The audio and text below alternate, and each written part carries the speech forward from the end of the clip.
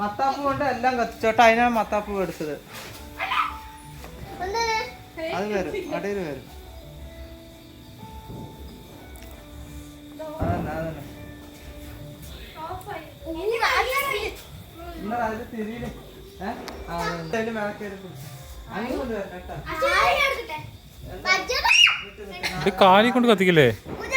ഒരു ഇത് കഴിയട്ടെ. എന്നിട്ടില്ല 4 പേരും വേറൊരു രീതിയിൽ എടുത്താൽ മാറി മാറി നിന്ന് കത്തിക്കുക, അല്ലെങ്കിൽ പ്രശ്നമാണ്. മൂട്ടി കത്തിക്കും.